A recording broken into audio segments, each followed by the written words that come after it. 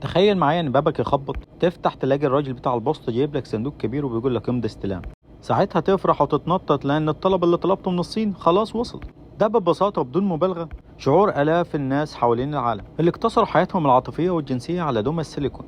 عروسة لعبة مصنوعة من السيليكون، حجمها في حجم الجسم الطبيعي، بتكون ست أو راجل بالغين على حسب اختيار وتصميم الزبون. اللي يخلي إنسان عاقل وطبيعي يتعامل مع دمية مصنوعة من السيليكون بدل ما يتعامل مع إنسان طبيعي وحقيقي. مش ده سؤالنا ولا موضوعنا.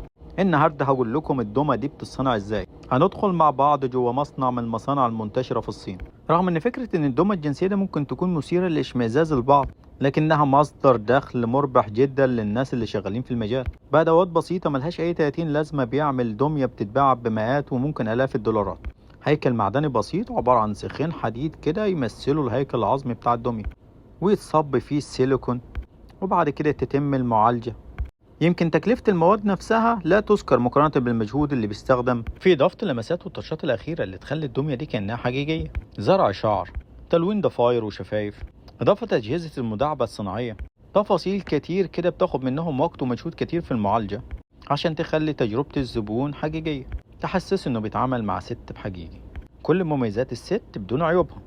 ست ترضيه ما تنكدش عليه. في الأول في الآخر ما هو زبون ودافع، لازم يتبسط. والجماعة الصينيين بسم الله ما شاء الله عليهم مش مقصرين، كل الأشكال والألوان والأحجام موجود عندهم. كل اللي عليك كسبون إنك تحلم بس وتتأمر. شوف طلباتك إيه، تدخل على الموقع بتاعهم وتقول لهم أنا عايز الشيء الفلاني، يروحوا هم مصنعوه لك وبعتوه لك على طول.